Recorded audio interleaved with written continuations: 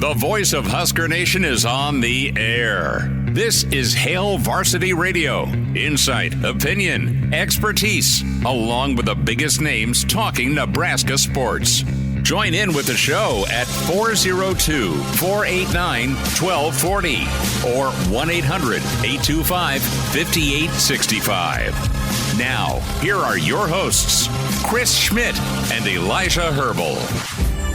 Welcome to it, Thursdays here at Hail Varsity. We're powered by Cornhead Lager. Chris Schmidt, Elijah Herbel, and you will get to our starting five shout-outs and beyond. Coming up, excited to have you in. Can check us out many different ways. Hail Varsity YouTube channel. Can watch the show that way. Hail Varsity Radio Twitter. Also a live stream for you at H Varsity Radio and across the Hail Varsity Radio Network. Can hear us in Omaha, in Lincoln, Kearney, Hastings, Grand Island, and the great city of Columbus. 489-1240. Numbers to get in, 800-825-5865. Can email Chris at hailvarsity.com. Loaded show for you today. Brandon Vogel going to join us from Counter Reed. Thoughts on the pigskin. Thoughts on volleyball from Vogues. And his co-author, John Cook, right? Dream Like a Champion, Vogues' book with John Cook. We'll talk with Vogues here in 15 minutes. In hour two, Gary Barnett kicks us off. What does he think of Raiola of Nebraska and a freshman starting? Barney's worked with a lot of quarterbacks, and we'll get his take. We'll get his thoughts on Captain Kirk's timeout as well. Jen Karson-Strauss, incredible producer with ESPN E60. That debuts No Place Like Nebraska, 4 o'clock Central on ESPN. The behind-the-scenes look at a magical year last year for Nebraska volleyball. Can't wait to talk with Jen. Had a chance to preview all of it. Incredible storytelling with a memorable volleyball run that no doubt will try and complete the task, and they were almost as good as it gets last season, falling to Texas. So Jen Karson-Strauss coming up in hour two. And then we'll talk some gambling. Danny Burke with us, Burke's Best Bets, burksbeat.com, joins us. Elijah, we got a caller already? That we do. We go to California where Tad's already waiting. Tad in California with us on Hail Varsity. Tad, what do you know, man? Thanks for the phone call. Yeah, what do you say, brothers? Long time. Hey, I'd like to see some loving going to Harburg, only because you know how football goes. There will be times when, the depth of our quarterbacks are going to be very, very important. Yeah. And I just don't see anything being said about him. He came in, not really being a quarterback and did a hell of a job to get five wins, and I'm going to tell you this, that if we can keep the football and pound the football and take it over to the tight ends, because we got great tight ends, it's going to be a hell of a year. Totally agree with you. And I think we've been pretty fair with mentioning Harburg. And I know it's, Tad, you're saying in general, don't forget about the guy who got you 5 wins. Absolutely not. Amen. Because he was a warrior for you. And look what happens when you practice somebody and get him better throughout the year versus telling him to stay out of the quarterback room. I mean, right? Your job as a coach is to get every kid better that you put out on the field. Nebraska was limited, but it wasn't for lack of effort last year. And I believe the stat is also that Heinrich Harburg is the first Husker quarterback since Tommy Armstrong to have a winning record. Sure. Exactly. Look at that. Top rope. Elijah with facts. Tad, you be good, and we've got some comments from Rhule on Harburg coming up. Yep, that's what's going to go. All right, great. All right, guys, we'll talk to you during the season. All right, bud, be good. Thanks Tad from California getting us kicked off. But, yeah, I mean, listen, you just can't ignore what Dylan Raiola has and is. And let's be honest, he won the job, okay? It wasn't handed out. He won the job with what they want to do on offense. The best option. The best option is to have, as Matt Rhule said, how many times this year, to have 3 that you can win with. Because it's going to take 3 or 2, likely, to get through a Big Ten season. Let's look at the quarterback spot for Nebraska football the last 10 years. Taylor Martinez didn't finish his senior year. Tommy Armstrong came in. Tommy was a bit of a bluebird because he actually started about every game despite getting the crap kicked out of him from time to time. But after that, it was quarterback merry-go-round. Adrian was dinged up. You had 5 other quarterbacks sprinkled in during the Frost era. And then even last year, you played 3, Elijah. Yeah. And despite the struggles of last year, I've heard it thrown around somewhat, and I understand this point out in the season. There's a lot of people that are in wait-and-see mode. We'll wait and see with the quarterback situation. Wait and see with what this team can be. Hey, before we worry about Colorado, let's worry about UTEP. There are reasons for optimism, and one of them I look at is the fact that through all of the quarterback turbulence that we've seen at Nebraska dating back to pretty much Tommy Armstrong, you've been trying to find that guy that is going to be the guy for you. Through all of that, how many times did we have an incumbent starter lose his job in the fall? You just had one. It was Zach Lee got beat out by redshirt freshman. That was now over. I'm dating back to Tommy Armstrong. And I know you have Taylor Martinez that beat him out. What happened that next year whenever Taylor Martinez That was it. That's the Lee? last time an incumbent got beat out. And how did Taylor Martinez step in and perform? He said, all right, I see why this dude, in game 1, he said, killed it. I see why this dude got the starting nod. Yeah. It's a hard thing to do to go out and beat an incumbent starting quarterback coming into the fall. It's especially hard whenever you're a true freshman. Taylor Martinez was a redshirt freshman. He had 1 year in the program. He's a wideout on scout team. It's another thing completely, though, whenever you're a true freshman. You were in high school last year. You're picking apart high school defenses, and now you come in and beat a guy that had a winning record against Big Ten teams last season. That means something. I guess he didn't have a winning record against Big Ten teams, but he had a winning record overall. That means something to come in and do that. Why is there a reason for encouragement at the quarterback spot? Because that is very, very difficult to do. Another reason for encouragement, we have a known commodity with this team, and that's the Husker defense. We know what the Husker defense put on the field last year. They returned most of their starters across that defense. You know that defense is probably going to be pretty good. I don't think you can say beyond a shadow of a doubt they're going to be better, but it's the expectation that they're going to be better, and there's a lot of reasons to believe they can be better, but the bare minimum for that defense should be just as good as they were last year. Combined with the fact that you've upgraded at quarterback, that's what it means whenever the incumbent starter from last year who won games for you gets supplanted. Like, you have a new guy coming in that has beat out that incumbent starter. It's a reason for optimism, not to mention the fact that you have incumbent starters at the wide receiver spot that have been beat out by transfers coming in, which is another influx of talent. There's influx of talent on the offense, especially at the most important position, the quarterback spot, where a true freshman has just done something very difficult and beating out an incumbent starter. Combine that with the defense, there is reason for optimism with this football team. That's why people say, man, why should I buy stock in this team? Those are some reasons. Why get hurt again? Listen, you've upgraded in totality on offense.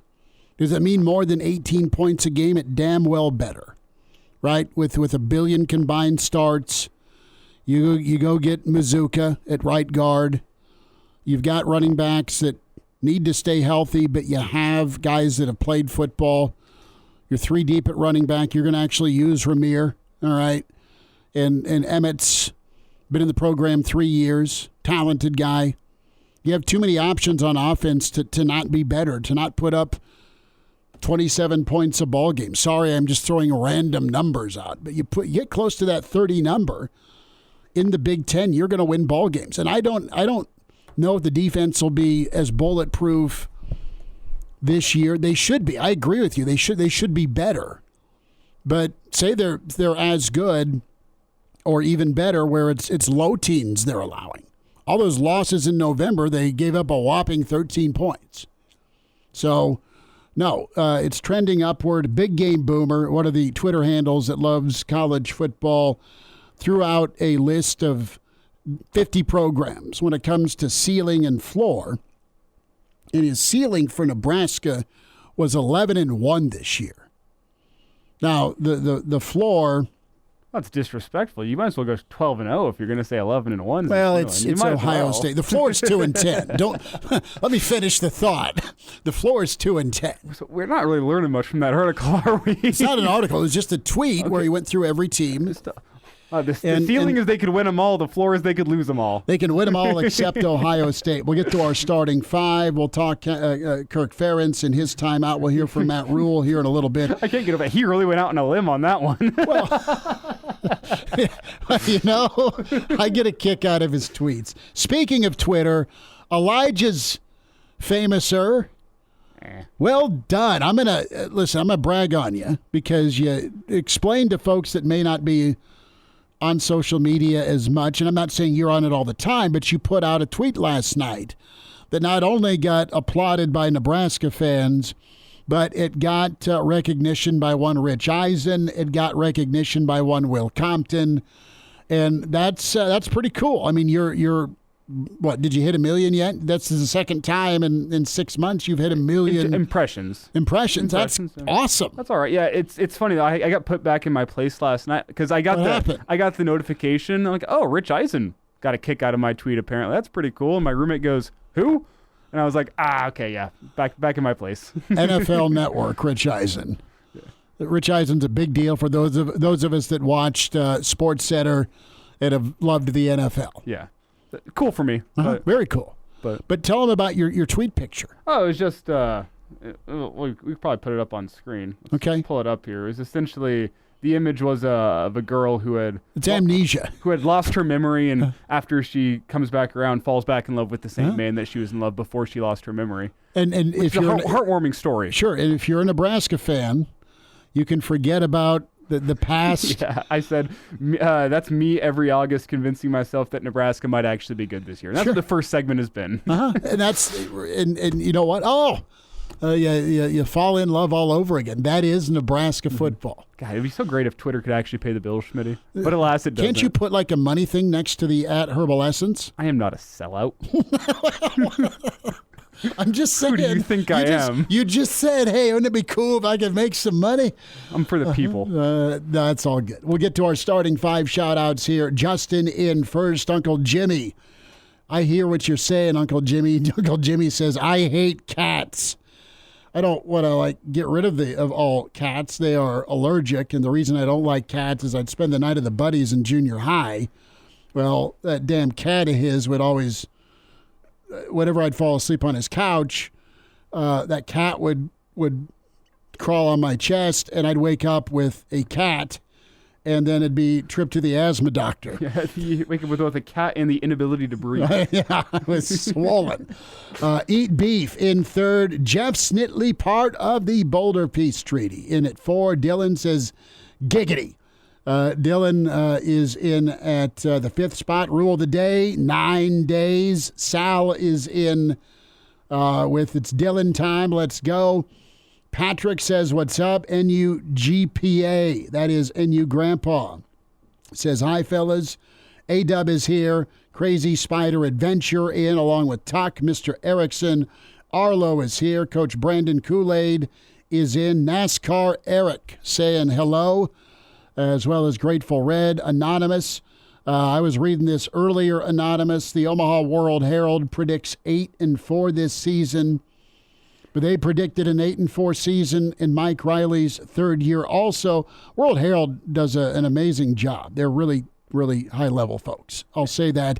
And there's a lot of people in the media that do a fantastic job. Yes, we're really lucky in this state. But I'll say, our predictions, you and me, tomorrow, the only ones that really matter. Well, everyone's can be taken with said grain of salt because they are predictions. We're the only one that are right. Been way the hell off a long time with my predictions. So we'll give our predictions tomorrow. We're going to get Clausburn involved with the predictions as well. Jack is in. Jeff is here. Jeff, good to have you. Brent also says, what's up? Cliff, live in Florida, is in. Black Hills Brennan is here. Colin checks in. He's headed for Lincoln for my first night game at Memorial Stadium.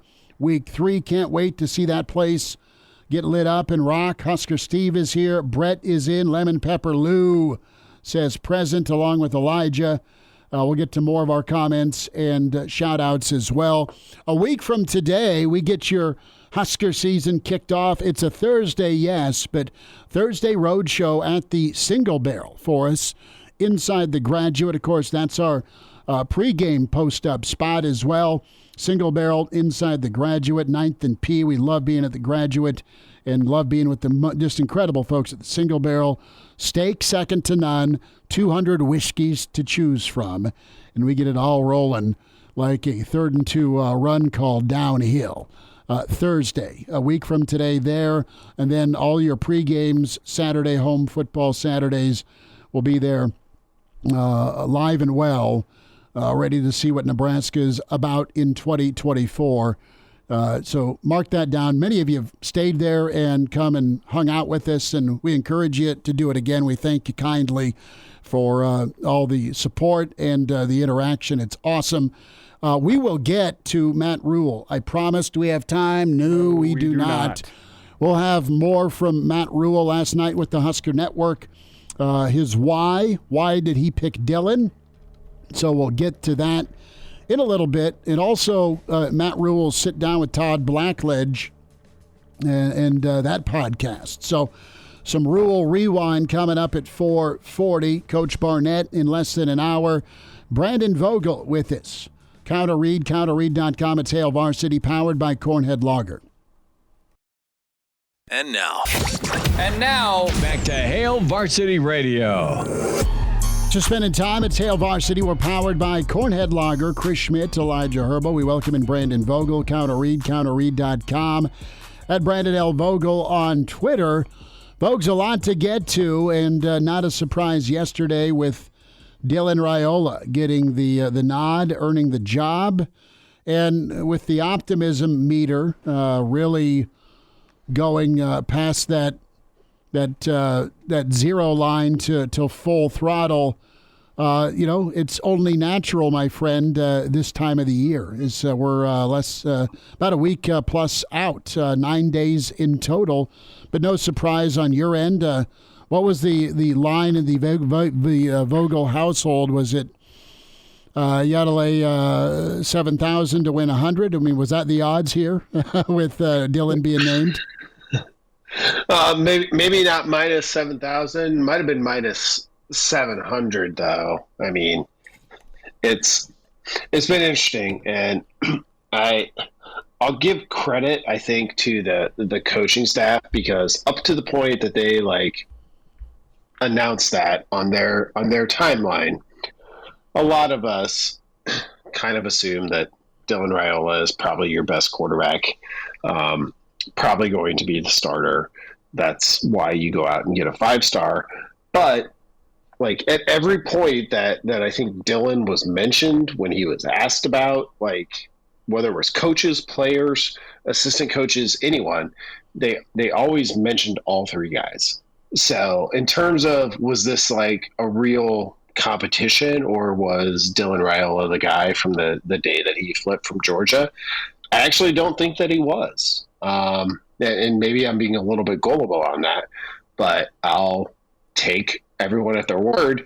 And even if he was, they did a good job of making it seem otherwise. So at the point that he's named the starter, I feel pretty good about the fact that everybody had a decent shot at this. And I know, I heard you guys talking in the first segment, I know there are vocal Heinrich Harburg supporters out there, and I agree with a lot of that. The guy won, the guy stepped up when you needed him. Those are all very real things. That said, I think with how the coaching staff chose to deploy this makes me feel pretty comfortable that they feel pretty comfortable that Raiola gives them the best shot in week one. Brendan, are you with me in that despite how expected this may have seemed, despite how bad the quarterback play was at times last year, that it still means something that the true freshman's able to come in and unseat the incumbent quarterback? I think so. Depends on how broadly we want to define means something. if Dylan Raiola had stuck with his Georgia commitment, like, I would expect the quarterback play to be better. So I think that's true regardless. He didn't. He came here, which is a unique kind of infusion of talent at that position, though really it would have been a unique infusion of talent at any position at Nebraska. So that factors into it too. So if you want to look at it from that lens of Dylan Raiola being, let's call it for now, as good as his 5-star rating preceded him, but hearing good things about Harburg throughout, like, that's good news for Nebraska. If you remove Raiola from the conversation, like, if all we had was Heinrich Harburg has improved his accuracy, improved his throwing motion, et cetera, the things that we have heard through this fall camp, like, that would have been treated as good news on its own. Brandon Vogel with us here, Hail Varsity Radio. Brandon, of course, counterread.com. So let's dive into this offense under a freshman with the surrounding parts, Brandon, and get into what it needs to be. And that's something Elijah and I have talked about, the fine line of letting a talent let it rip and always concerned about the turnovers that did you in too many ball games. I had an email yesterday from a listener I'm going to get to here in just 2 seconds, but the gist of it here from Justin says, the title game manager belongs to Iowa quarterbacks. I prefer field general for our noble leader, DR. And always F Colorado. That from Justin in the email bag yesterday. But that fine line between field general and game manager. If your run game's working, awesome. If you've got so many weapons and time to throw it, awesome. But you just can't screw it up, I guess is the best way to put it, Vogues, with this talent you have. Nebraska's got a shiny hot rod that they've got to make sure purrs. Yeah, I think that's a undervalued piece of college football in, say, since 2014, the playoff era. Like, I understand what Justin's saying. Like, game manager has a connotation to it. I think it's actually like what you want. Alabama's had some really good quarterbacks over the years. They've also won titles with guys that at least I would put in the game manager category. The non-Tua. Stetson, not Tua, but some others. Stetson Bennett, beloved in the state of Georgia. Really good quarterback who seemed to have the winning gene, whatever that is. If you think that's a real thing, kind of a game manager. The guy they have now, really good quarterback. Like, he could win the Heisman just by virtue of being on Georgia. Not a guy that's like wows you in terms of anything he does individually. He just does everything well. So I think that game manager tag, like, if we get to December of 2024 and we're like, yeah, Dylan Raiola as a true freshman was just kind of a game manager, and we hope he becomes a field general, going beyond that, that's good news for Nebraska. Like, the avoiding mistakes, I think, is the currency for a quarterback in college football in 2024, and probably has been for a while. And when you think back about Nebraska's history, like recent history, they haven't had a guy like that very often. So, and Brandon, is it like what you're saying here is game manager would be step one to becoming a field general? Like, that field general is just a game manager that can also attack further down the field whenever he wants? Possibly. I think so. I think particularly when you're talking about a true freshman stepping into that role. But I'm also trying to say, like, game manager, like, is probably undervalued on its own. Like the ability to just operate the offense, like avoid mistakes. Like, sure, maybe you're not Taylor or Adrian Martinez and you have the ability to run the ball 75 yards for a touchdown at 80 point. But if you just make the throws that are there and execute the offense, like, I think that has a ton of value in a way that over the years we've kind of become conditioned to not associate with the game manager tag. The game manager tag is like, yeah, he's fine, but he doesn't really bring any singular talent to the equation. Maybe the singular talent is avoiding mistakes, I think, is the thing that gets overlooked with that. Vogues, I want to ask you this about the Nebraska defense. Looking at Nebraska's schedule, you've got a handful of phone booth games. Okay, it's going to be Iowa. It used to be Wisconsin, but now they're kind of spread and let it fly. And Rutgers, I think, will be a black and blue phone booth game. In conference, though, I mean, there is going to be some high-flying offenses, man. It's not that Ohio State can't and won't run the football, but they've got a ton of weapons. UCLA's got skill. The Buffs have skill. Is Nebraska's trick to being even better on defense this year the ability to get after the quarterback and be better in pressure, pass pressure situations? Is that where we see this defense make a jump, assuming they stay killer, stopping the run? I think it could be that, plus maybe bringing down the explosive plays in the passing game. Like, it's entirely possible, for the reasons that you just mentioned, that Nebraska gives up more points per game, but is actually a better defense in 2024. And like, if 2024 goes like 2023, which I don't expect it will for a lot of reasons, you don't have the margin to sustain that. But if this offense all of a sudden is averaging 25, 26, 27 points a game, you do. So that very well could happen. This defense could be, like, however you want to measure it, kind of behind the scenes, like exactly as good as it was. And it might give up 20 points a game. It might give up 22 from the 18 allowed last year. But this is a different Big Ten. There's no longer the Big Ten West, which influences this. Like, just adding USC to the schedule, a team that under Lincoln Riley tends to average about 40 points a game, changes the math on that a little bit. So I think you're right on in that regard. Getting after the quarterback, creating those negative plays is a way to keep points down. If they get a little bit better, like Nebraska was excellent about this in the run game in terms of limiting big plays.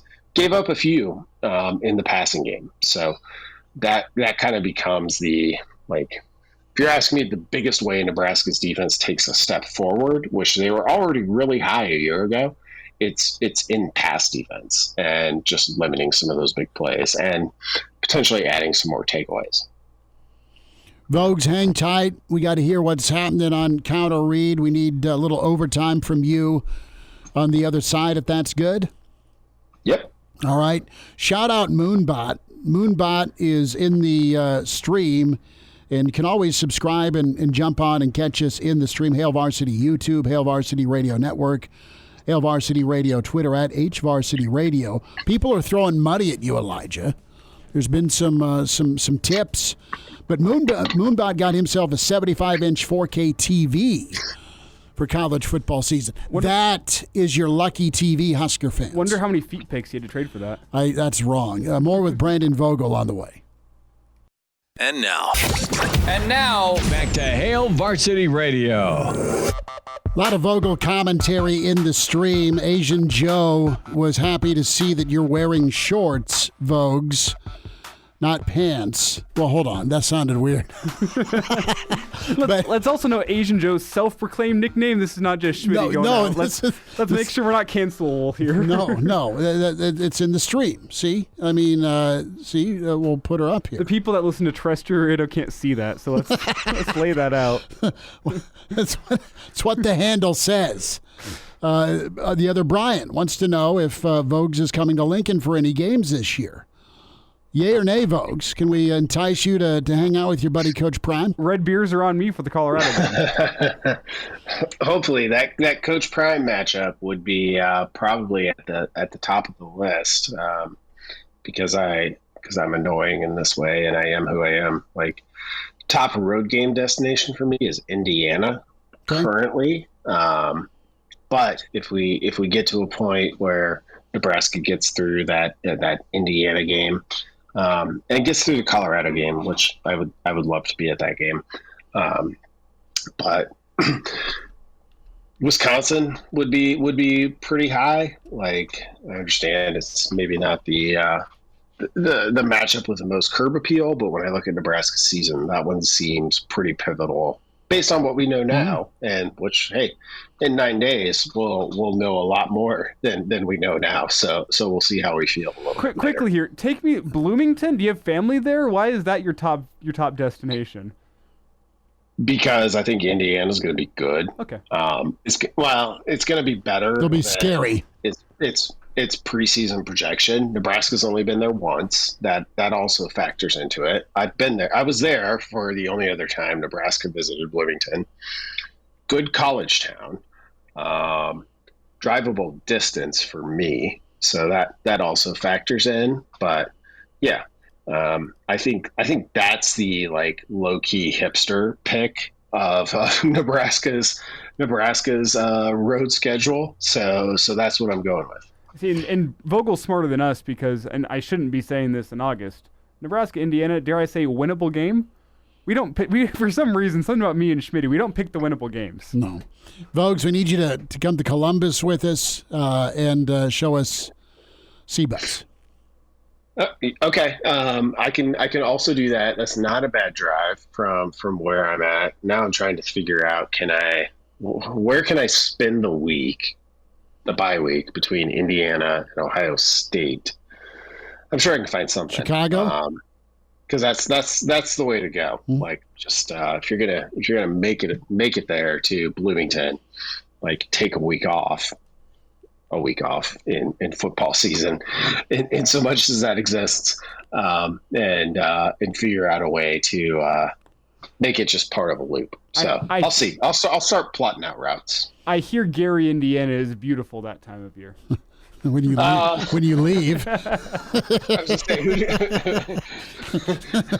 did you hear that from? Joe Jackson.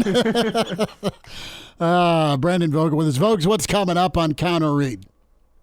Yeah, pretty excited. So Aaron Sorensen, my partner in this twice weekly Substack newsletter known as Counter Read, had a good write-up on Nebraska volleyball today. I will actually be in Louisville next week for Nebraska volleyball there, but pretty excited.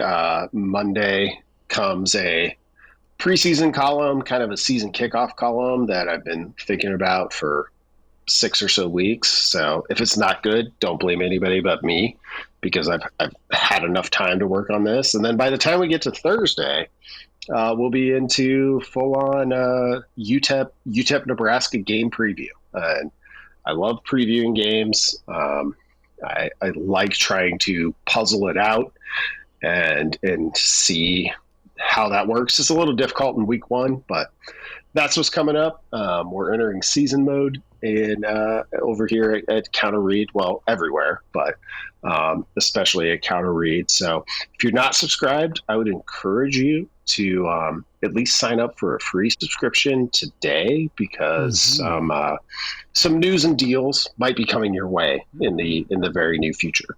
And for people that have been subscribed, you will also be getting news and deals in the very near future. Love it. Counterread.com. Brandon Vogel, Aaron Sorensen at Brandon L. Vogel on Twitter. Vogues, we'll check in with you Saturday. We'll get our predictions tomorrow. We'll get yours in ink Saturday as we kind of make it Friday, Saturday, 2024 season. Let's throw it against the wall and see who's right. Huh? Yep, I'll definitely listen tomorrow, so I'll be ready to tear those apart on Saturday. No, I'm sure they'll be great. Oh, just like they've been the last 15 years. Uh-huh. Don't throw me in 15 years. No, you can throw me in 4? I'm speaking for me. Okay. I think I got 9-4 right in 2016. Okay. That's pretty good. That's pretty good. Other than that, I've been 0 with the. They'll be in a bowl game. All right, Vogues, be good, man. Say hi to the kids. All right. All right, guys. Have a good one. There he is, Brandon Vogel with us, Hail Varsity Radio. Love Vogues. Good stuff from him. And excited there. Let's dive in a little bit of Rhule Rewind. Let's get some time in for this. First and foremost, the reality of the quarterback battle. Matt Rhule last night cut one as Coach Rhule with Greg Sharp on the Husker Sports Network. Why it was Dylan. Well, I think you have to give a lot of credit to all three guys. I mean, they really battled. They competed. A lot of credit to Jalen and Bodie as well. Like I think we have really good quarterback play. But I think Dylan's a special talent. He's got a great arm. He's worked really hard at his timing with his feet. He's protected the ball. He's aggressive in the right ways. So we're excited to see him play. He's still a rookie. There's a lot of things he has to learn. But I think, each day he'll be a little bit better than the last day, and excited for him. And then if the opportunity arises for Heinrich and Danny as well. Real quick on Harburg, we had Rhule spend some time on that battle, the incumbent that didn't win the job. Well, yeah, I mean, Heinrich's a winner. I mean, he won 5 games as a starting quarterback here last year, and didn't start every game. So, I think he's proven he can win. We all know he's a dynamic runner, explosive athlete. I think he's worked really hard on his accuracy, and it shows.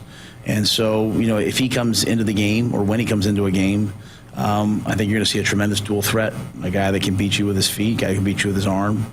And, I'm sure that you'll see him at some point this year in some way. So there you go. Maybe a little hint, Elijah, not if but when you see Double H come into the ball game, some zone read, some quarterback run, and a guy that's better at throwing the football. Improved. Let's make sure.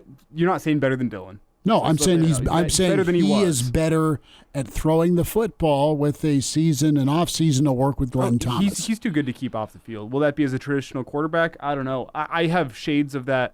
It would be different, obviously, but that Blake Bell formation that Oklahoma ran, like Bell wasn't as good enough as a quarterback to be the starter, but he was way too good to keep off the field. So what do? They put in a power package for him down in the goal line, and he ends up making an NFL career out of it. He's a tight end with the Chiefs for a couple of seasons. Like, you think maybe the same thing with Harburg. He's too talented to keep off the field. Just a question of what packages are they going to have for him to make sure he is a guy that helps you win football games this year. Use guys that are explosive and physical for sure.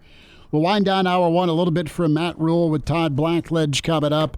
Gary Barnett, Danny Burke, and then we'll talk some volleyball, E60 in hour 2. Hail Varsity Radio is live. Now, back to Schmitty. Schmitty's a great guy, but he don't have a brain. And Elijah. You want me to speak? We're not pointing you yet. On Hail Varsity Radio. One final time this hour, you're invited to check out the podcast, Spotify, iTunes, Google Play, the platforms for Hail Varsity Radio. Like and subscribe. Give us a rating, good, bad, or ugly. We absolutely love the feedback. Hail Varsity YouTube, like and subscribe there. That's where you can watch the show along with Hail Varsity Radio. Twitter, give that a follow at HVarsity Radio. Elijah Herbel at Herbal Essence at Schmidt_radio. For me. Let's hear Rhule with Todd Blackledge. That just dropped. Was it last night or earlier today? About 2 hours ago. It was their sit down at Big Ten Media Days, but still some relevant stuff in there. Well, we were talking about, predictions sure to go wrong the last several years with Nebraska football. And a lot of those schedule posters in your garage or your Husker den, they were used as firewood based on the predictions versus the reality. But How about the importance of ending that postseason drought? That was addressed by Blackledge with Rhule. I think it'll mean everything. I think there's students that stopped me, and it meant a lot to me last year to try to get them there because I knew what it would do for them. We didn't get it done. We came so close. When we do it, I think it'll just be a relief. It'll be like, just the yoke will be lifted, and I want them to enjoy football. I want them going to the games expecting to win. I want them excited about close games, and I think right now there's such a negative feeling about all of that because of what we've been through, but we can change that. Why can they be a good team? Yeah, I think we have a chance to be a really good team. We ran a lot of ball games last year, and I think we 2 got away from us, but we lost 5 games, and either by a field goal or 1 went to overtime. And despite all that, we came back every week. We were minus 17 in the turnover ratio. We did some things that were really bad, yet we still had a chance to win. Right. So I look at it like, hey, we have a pretty good defense, pretty good special teams. We weren't very good on offense last year. If we can just get a little bit better there, then maybe those close losses will become close wins. And if that happens, our guys will get some confidence and think good things will happen. Confidence so key. And finally, what makes Matt Rhule special? This is Matt Rhule. I think he just has a really great feel for the game. So much of recruiting quarterbacks nowadays, it's all 7-on-7. It's all just arm talent. It's all splash plays. But more than anyone else that it's about making a tough throw on 3rd and 8. It's about getting hit in the ear and coming back and making a play the next play. And I think Dylan's got that feel. He's got that toughness. He's raised around the game. His dad played a long time in the NFL. He loves the preparation process. So he still has some work to do to prove that he's the starting quarterback. But I have a lot of confidence in him, and I believe in when he's playing. I believe that he's going to move the team. You know what? That's that word, prove it, those 2 words. Raiola came in with prove it mode. And that is all the difference in the world. And I like that synopsis on how they evaluate the quarterback. You can kill it in 7-on-7, and it is important to be able to get somebody that's done the Elite 11 stuff. But when you get into that live action that Jay Moore talks about, the bullets, how do you handle it? How do you respond? And how do you perform?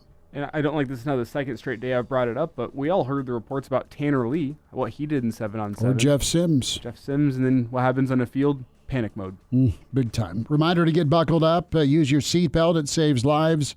Prevents injuries only if properly worn. Make it click. A message from the NDOT Highway Safety Office. Barney's next. The voice of Husker Nation is on the air. This is Hail Varsity Radio. Insight, opinion, expertise, along with the biggest names talking Nebraska sports. Join in with the show at 402-489-1240 or 1-800-825-5865. Now, here are your hosts, Chris Schmidt and Elijah Herbel. Back with you, it's Hail Varsity. Hour 2. We're powered by Cornhead Lager. And just 1 week away for kickoff, Nebraska, UTEP, Colorado, North Dakota State. 2 weeks, Coach Barnett. You get to come back to Lincoln. How we doing? Well, I've made my plans. I'm ready to go. Tony's got us on a golf course on Friday, so we're coming in Thursday evening, and Mary and I, and so we'll spend the weekend, and so looking forward to it. It's hyped here, and I know it's hyped there. Oh, big time hyped, and we'll keep with the hype theme. Dylan Raiola named starting quarterback yesterday by head coach Matt Rhule. And Coach, your reaction to that announcement and just your life in the coaching world when it comes to starting a true freshman, just the ups and downs with that. And, it's the 5-star versus, all right, the real world of college football now. Well, it is. And, Matt, made sure he earned that position because he's got loyalty to other players as well. And so it isn't like he was just anointed with the job and could come in and have it. And he had to work to earn it, and he had to earn the respect of the other players. And so when you make an announcement like this with a young freshman as your quarterback, you want to darn sure make sure that he's earned it, because you just can't hand it over to him and keep the respect of your team. So my guess is, between how he did in the spring, it was, as he'll tell you now, it was a real blessing to be able to be there for spring football and get that experience before you actually start fall camp. But I can pretty much guarantee you he's earned it, and the rest of the players believe that he's the guy that should be the starter. Coach, the thing that has been talked about by his peers, and this is seniors, is the work ethic. And I know a lot of that is made out as part of a storyline, first in, last to leave, that. But it sounds pretty true without being in the building that he's a special talent, but he's also got a personality that is a little bit humble right now, coming in and just kind of keeping your mouth shut and working. Does that bode well for a young guy when it comes to making a positive impression on older players? Well, sure. He's probably the most closely watched player on the football team by every player. And I know just from my own experience, when we would bring in a really highly touted player, that all the other players would, they'd sort of went after him. They wanted to see if they'd got what it takes to really be that kind of a player, a starter for him, especially at the quarterback spot. So, I guarantee you they didn't take it easy on him and in any way. So it's to his credit that he's been able to come in and do this. So on the football field, what is the job? What's the job of the quarterback coach? What's the job of the freshman? What's the job of the team to make this thing as painless as possible? The talent, yes, but also the inexperience is also a reality. Well, probably the best thing is just play calling. It's those guys are all going to play. Everybody's got a job to do. Everybody wants to do it. They take a lot of pride in doing it, and nobody wants to let anybody down. I don't care who's at the quarterback spot or what position you're playing. So I don't think anybody's going to go out of their way to take care of Dylan here. I think it's probably has more to do with play calling and has to do with what he's most comfortable with. And then let them do their stuff. They you can't keep them under wraps or reined in. You got to go let them play. That's why, and let them go create. That's the beauty of their athleticism and the sport is you have rules, you have assignments, but you also got to go create and be athletic and do your thing. And I think it's a combination of that. It's probably a little bit more of an art than a science, but it's still what has to happen. And you've got to be, you can't feel like you're reined in. You can't feel like you're, hobbled. And so let them play. How fine a line was that for you, calling plays or being the overseer of play callers, letting it rip versus not being reckless? Well, if they put the ball on the ground, they're reckless. If they throw it to the other team, they're probably reckless. So it's you don't really think about it that much, Chris, when you're making play calls. You've got a play sheet. You've got the plays you've repped. You made your decisions. Everybody's practiced it. You practiced against everything that you think you could see. What has to happen is when you have a play called against something that you haven't seen. Now, that's when you got to be smart and you got to react and use your athleticism and instincts and go from there. So it's you don't really think about reining them in that much or holding them back. Gary Barnett's with us, Hail Varsity Radio, talking Dylan Raiola, starting job at Nebraska. That announced, of course, yesterday. And love your perspective, Coach. Run game, upperclassmen / playmakers that you turned to when you had a young guy behind center? Were you more conscious about trying to establish that run game? Was that or find the tight end when we talk about easing this young pup in? No, not really. At this point in time, once that game starts, you've had 4 weeks of practice. You've had the spring.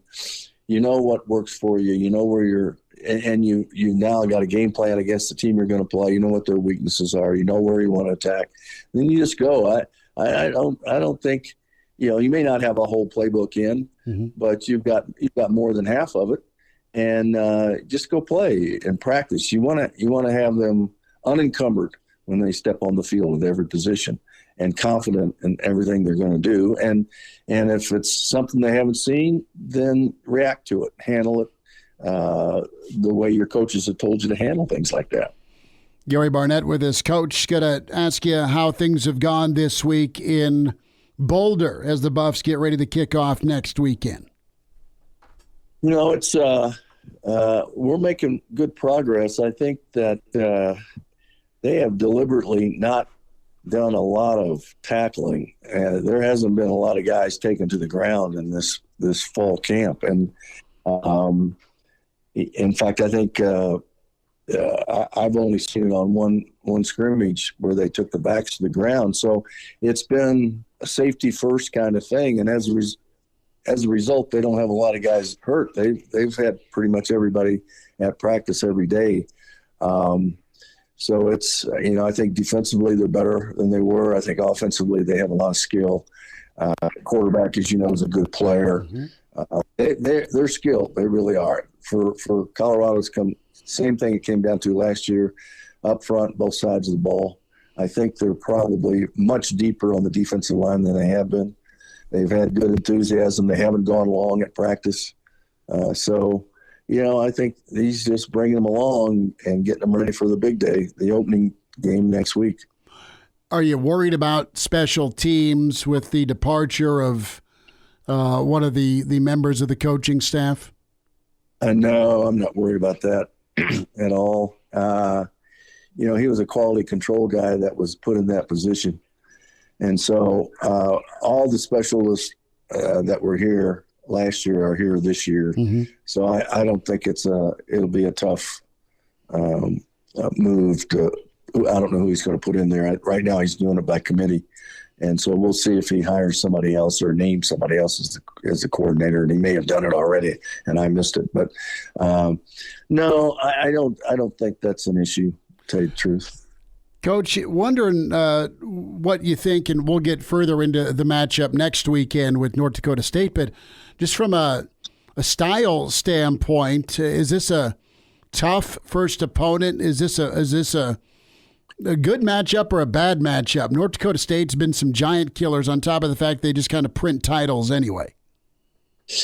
Yeah, I think the whole thing for Colorado is going to come down to how much respect they have for this team, because when you respect a team, you get your best effort, and you concentrate. You study it. You respect this team, and you know how good they are, and you end up. That's when you play really well. Is when you have a lot of respect for the other team. You don't play really well when you think about it the other way. When you're overconfident. When you don't have the respect for the other team. So I think it depends on that. It depends on how the coach is. And I think I'm not privileged to all that, but it just depends on how much respect the coaches have for that football team, and then how much they can get the players to respect that football team. Gary Barnett with us, Hail Varsity Radio. We were talking some college football playoffs as just the new era is here, Coach, with the 12 team. And what do you think the committee will go? Put your college football committee hat on with strength of schedule. I want to bring this up because Nebraska's in a bit of a holding pattern. Wait and see. Are you rewarded for a good non-conference, or are you punished if you don't win it? Nebraska, Colorado, you and I want to see this every year. It's awesome, but you're not going to see loaded non-conference games as often, potentially, because of how deep and talented the Big Ten is. The SEC's playing 8 games, and not everyone's playing a tough non-con opponent. Do you get punished or rewarded for how hard you go out of conference? If you're the committee, I'm pretty fascinated, are you, to see how they react to this first year of the 12 team?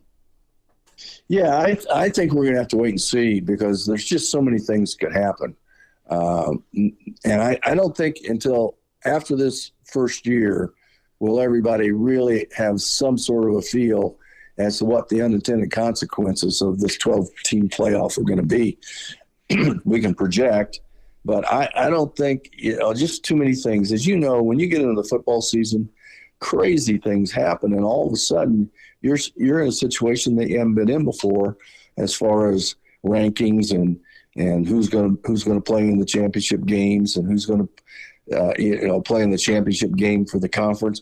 It's just so many things that can happen, and I think we're just going to have to wait and see. And I don't think the committee really knows. I think they probably have some guidelines, but when you get down to it, you have to make those decisions each week, and you're watching crazy things unfold. It changes maybe a little bit of your guidelines, or you get out of your guidelines a little bit. So I think we have to watch and see what's going to happen. I don't think any of us predict. It's like anything else that's new. The unintended consequences, they're just guesses right now what they're going to be. We don't really know till it happens. Well, Adam Rittenberg reported late last night about potential suspension. Kirk Ferentz and John Budney with in reference to recruiting Cade McNamara.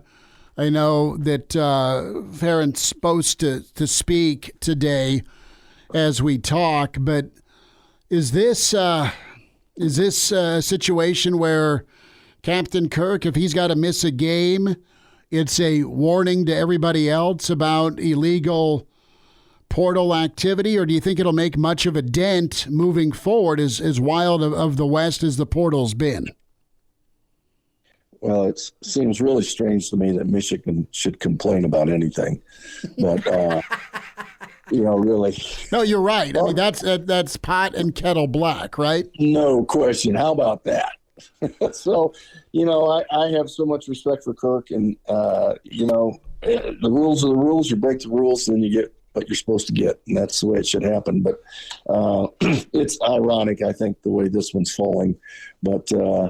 I mean, it would certainly be sending the message if it should happen. So you're talking golf Friday before Nebraska, Colorado. How many times, as we say goodbye, have you played in Nebraska in your career from a golf standpoint? Oh, well, I've probably made 1, 2, 3, 4 trips to Nebraska to play golf. Okay.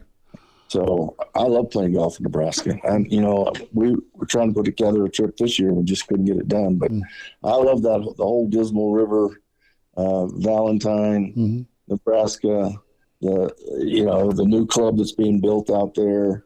I know Mr. Pete, who's sort of in charge of building those. So I'm eager to go play that one. But, I love playing in Nebraska. Wild Horse, played in Lincoln, Omaha. So how do you play when you come to Nebraska?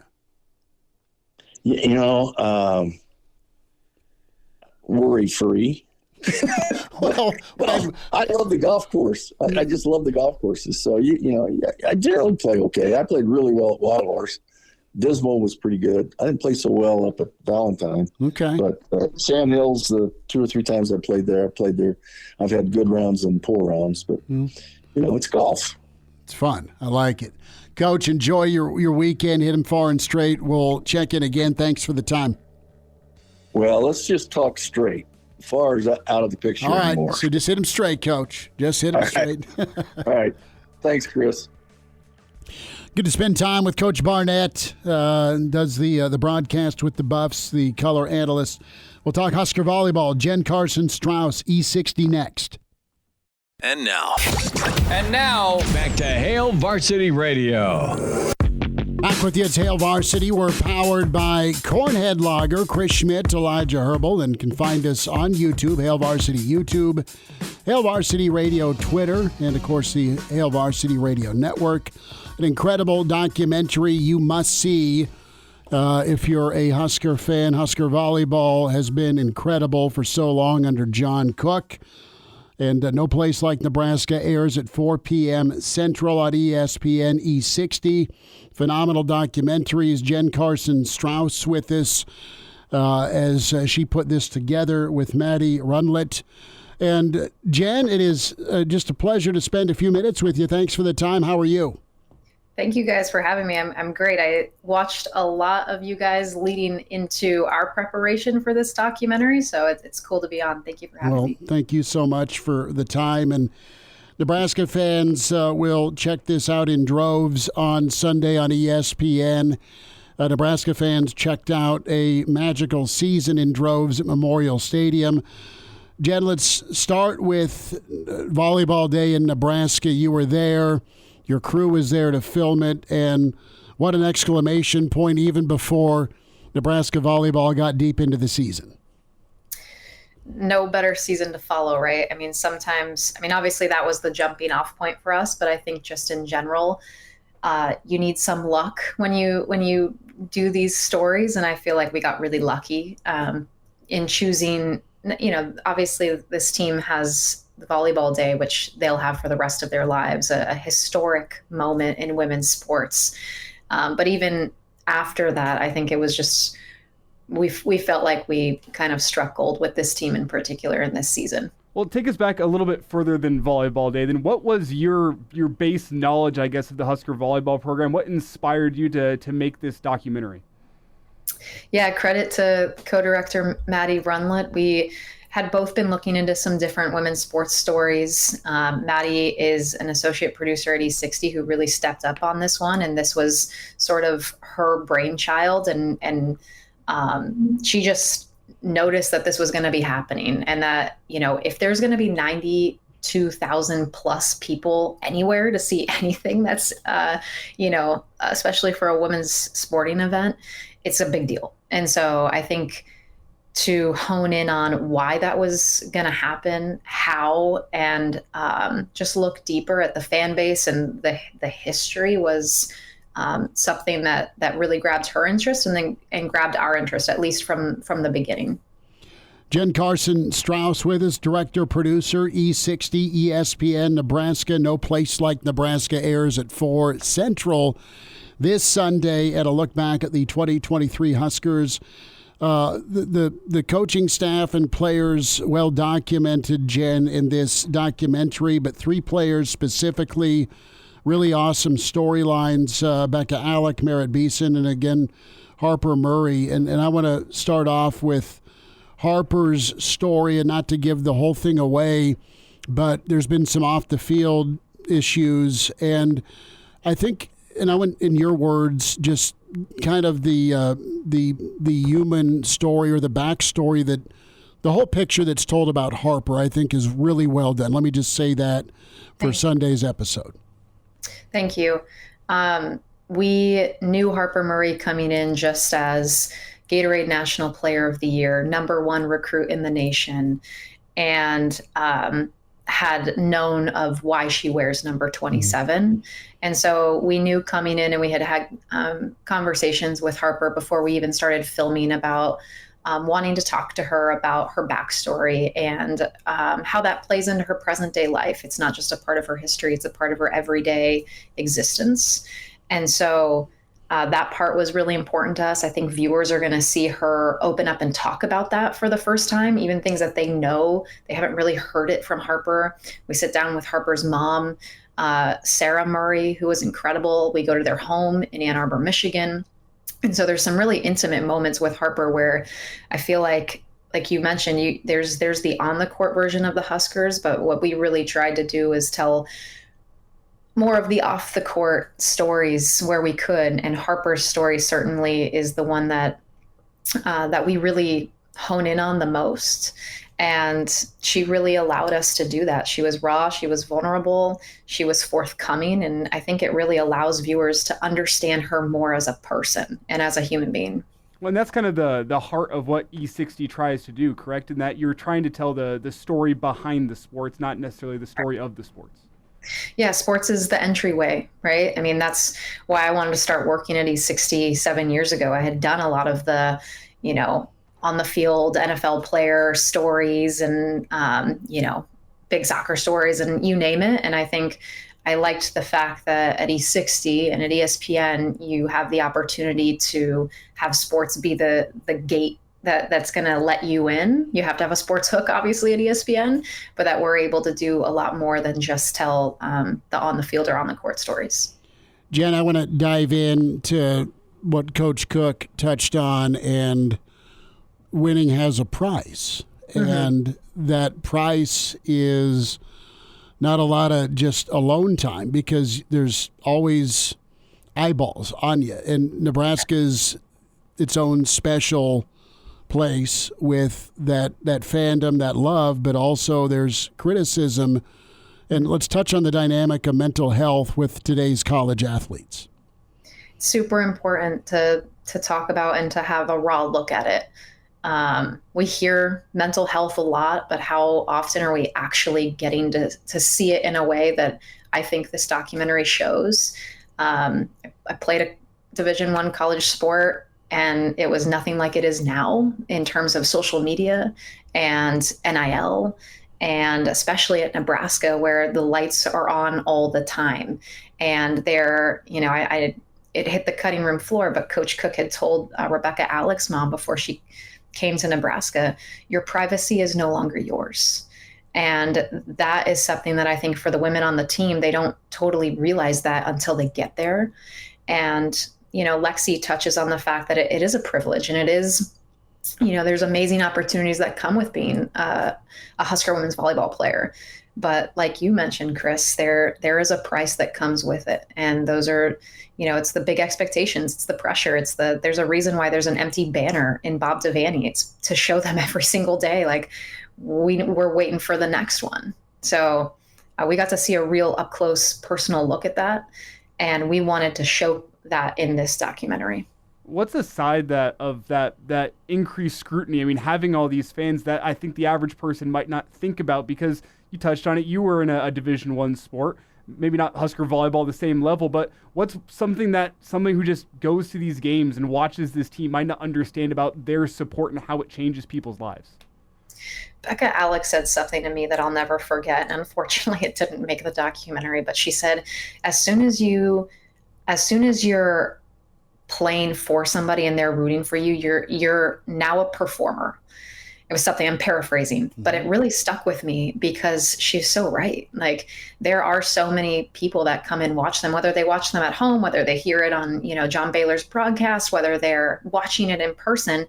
Anybody can pick up one of these and just say whatever they want. If they have a bad game, if they have a bad moment, if they say something in a press conference, even if they don't say anything and there's just a nonverbal way, everything that you're doing is getting dissected.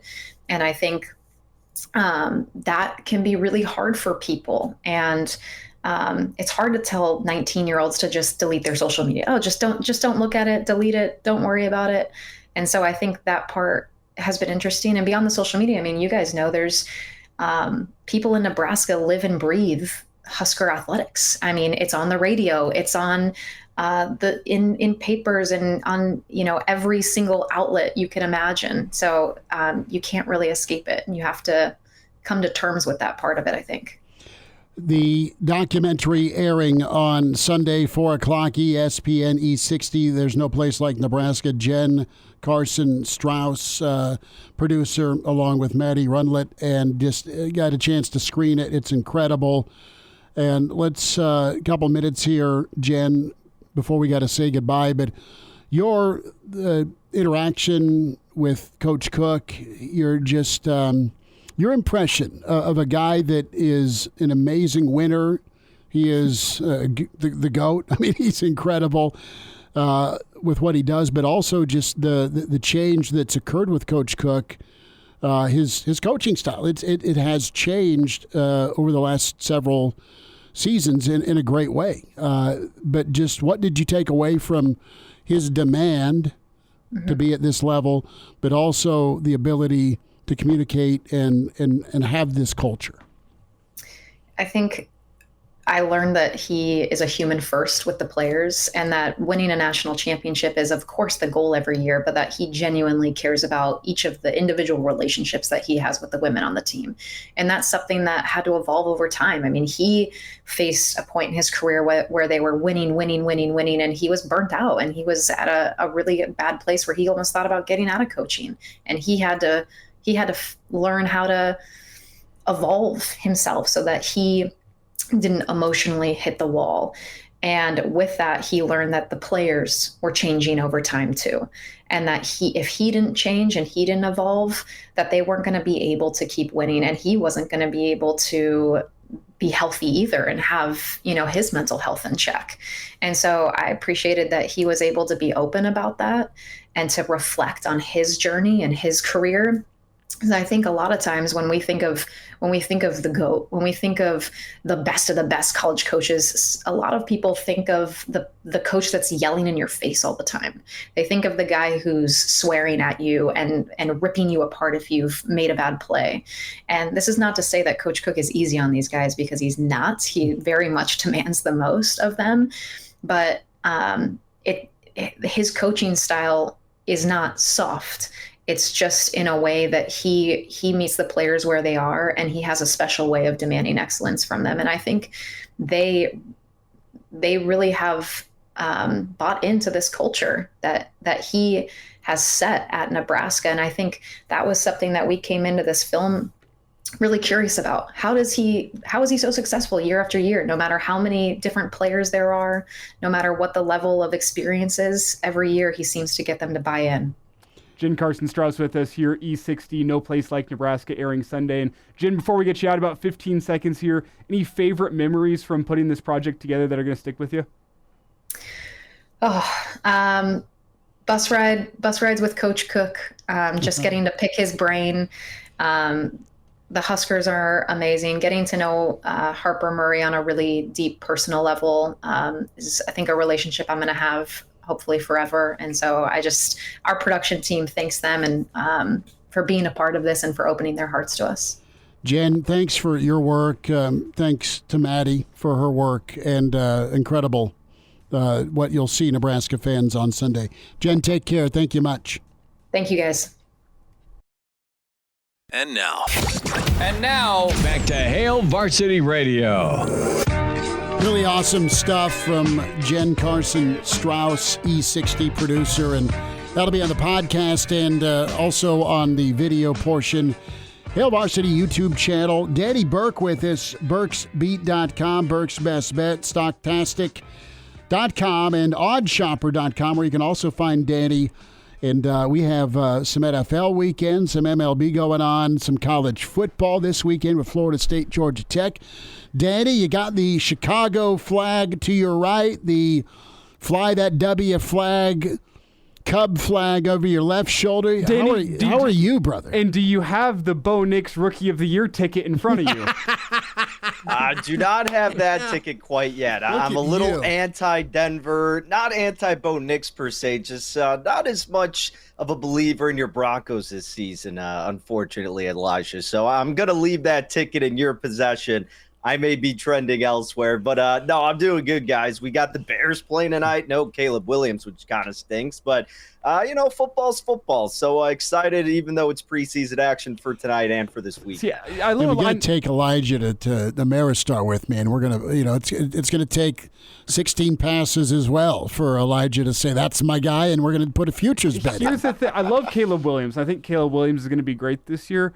But I want a quarterback that had to earn it in his preseason games. I do. I think Caleb Williams is going to be fantastic. I think there's two quarterbacks in this draft class that are going to be fantastic pros. I think they're Caleb Williams. I think it's Bo Nix. Okay. I just will take, for my Rookie of the Year, the quarterback that had to earn it in preseason. Look at you. Caleb Williams had that job handed to him. Well, you better. You want the guy with a chip on his shoulder a little bit. The guy right? that started third string on the depth chart. Yeah. Well played. Danny, on the gambling front, what do you like here about? Maybe you don't like anything. What do you like about Florida State, Georgia Tech, in the college football world? There's some week 1 lines out as well. You feeling that Nebraska 27.5? We'll get a little bit more into some Nebraska thoughts next week, but induce me here into laying some of Mama's money down.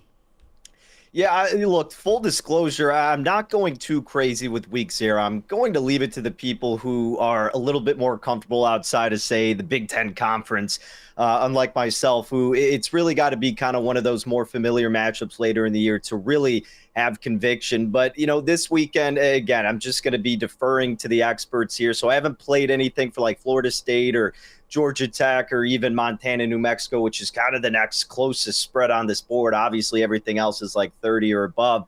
I get the draw here to Florida State, always a talented team, obviously been underperforming, relatively speaking. So, I think more of the intrigue would probably have to go with Georgia Tech. And again, this is me doing the bare minimum research, at least for this game as of this point. My mind's been more fixated on the NFL and baseball still right now, fellas. But catching over that 10 spot here with Georgia Tech, week 0, always wonky. You have all season to prepare for this first matchup, laying that big spread. Heck, we saw it go wrong with Nebraska and Ireland. Schmidt and I were there for that game in person. So look at a matchup kind of similar in the sense of the point spread being in that area. And in any other week, you'd feel more comfortable laying it with Florida State. I'd maybe defer to the other side here. Sure, 10.5's quite a bit, and Tech's a bowl team. We'll talk with Jeff Colhane, voice of the Florida State Seminoles, tomorrow. But no, 10.5's a lot. But Florida State, I think, is head and shoulders, man. They're playoff. Yeah. They're playoff, but are they? What aside from the physical baggage do they take with them to Ireland? And Danny, the thing about week 0 and even week 1, a lot of unknowns out there in college football and the NFL. That's how it's going to go. I think I know what you're going to say here, but what side of the coin are you on in terms of that unknown leads to the ability to make a lot of money, or that unknown leads to the ability to lose a lot of money? No, you're right. And again, for the people who have just been religiously studying college football, the Phil Steele's, those type of guys who are putting out their articles in the middle of summer and are just breathing this and what's happening with the backups and all these roster changes. And obviously you guys are doing the same with Nebraska. So it's a situation to where, the rest of the public may see it as an unknown, but if you really have your ear to the grindstone, you feel comfortable about it.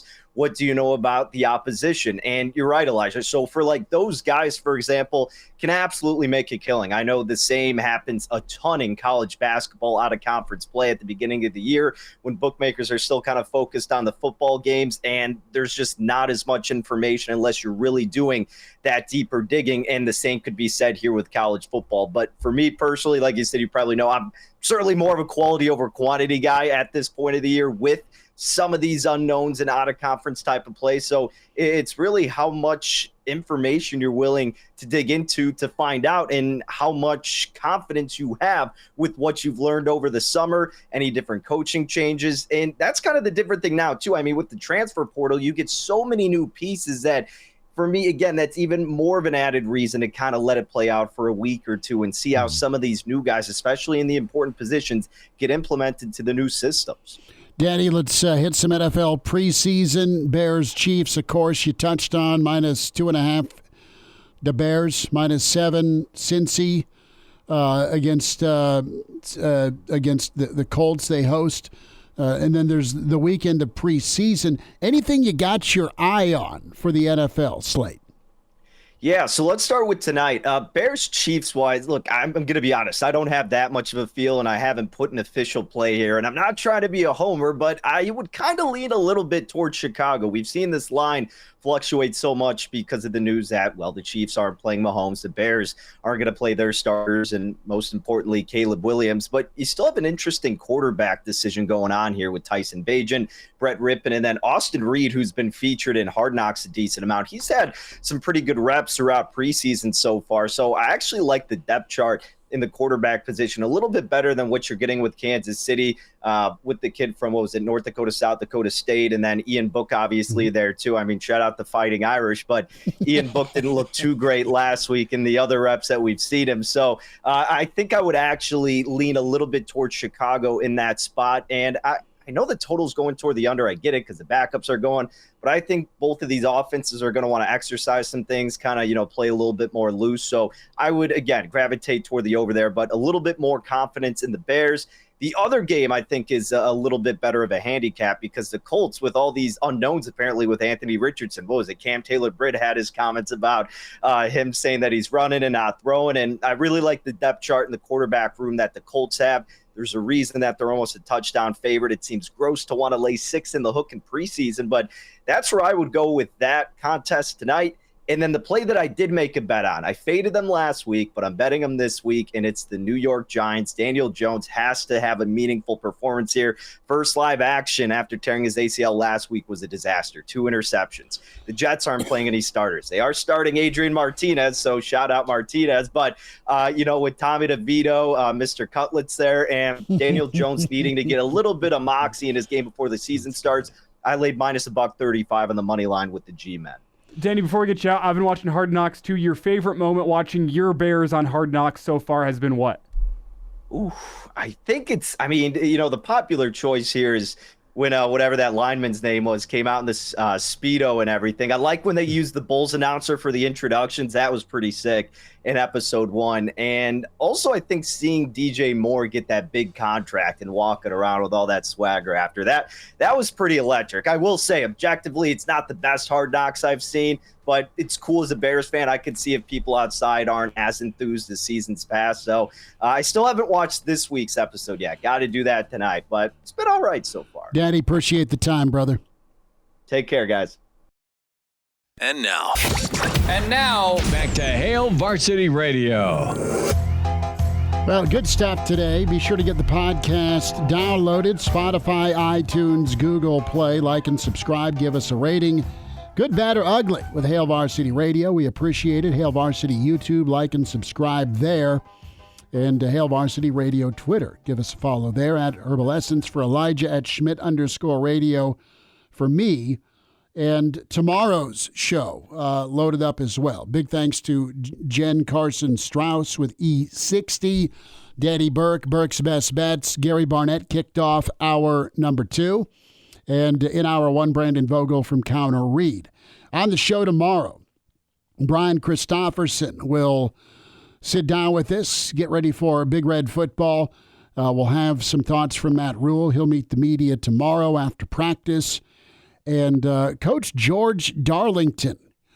Old George. Love Coach George. He's going to be in studio with us and get his thoughts. Football facts for, 30, darn near 40 years. It's longer than I've been alive by a lot. Of football facts. He's teaching classes again in Lincoln and in Omaha. Pretty awesome. So we'll get Coach Darlington's thoughts on the Big Red. And George, one of those guys with all he's the hilarious. Experience. He's hilarious. He's fantastic. I mean, he'll make football easy to learn. He's one of those guys that can make it simple. Awesome but teacher. The best thing I can say about him is he has forgotten more about football than I've ever learned about football. Well, he's going to be. I hope he's rocking a Hawaiian shirt. I mean, we got 2 certainties. Babbers, Mike Babcock rocking the Grateful Dead every Wednesday at 4:25. And that tie-dye shirt or a Grateful Dead shout-out shirt that Babbers wears on the video stream with us. And George and his connections with the Hawaiian Islands, he recruited Dominic Raiola, of course. So Coach George wearing the Hawaiian shirt. I hope we get a Hawaiian shirt Friday tomorrow. And then we'll go to Ireland. We will spend time with Jeff Colhane, of course, long time with the Husker Network, voice of North Dakota State, and voice of the Florida State Seminoles now down in Tallahassee. We'll check in with Coley live in Ireland. Bill Dolman, Pride of Fairbury, with us. And then Clausburn is in to make predictions. We will have our season predictions tomorrow. Okay, are we going game by game or yes. Are we just going overall? We don't need to go super crazy in depth with how many yards that What are you doing? Taking notes? What? You got your notebook out?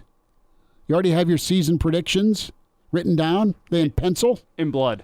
Really? We're gonna put them in blood? Yeah. All right. They're somewhere in here. You did it in blood, huh? It's funny. This is an old college notebook where I also wrote down my notes on every one of Nebraska's opponents. How did this year. 2010 go for you? Well, no. So it's like there's a whole bunch of school notes mixed in with my. Here's my. You can see it on stream. My season preview for all the teams. Okay.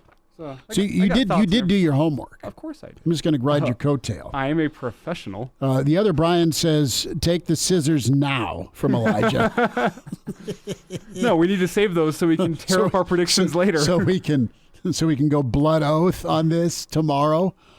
Well, it's not really finger paint. It is blood in blood. Forget the ink. But we'll make our season predictions tomorrow. Clausburn will have his as well. So it should be good. Appreciate you as always checking in the stream and on the airwaves on Twitter. And appreciate you tuning in with Hail Varsity.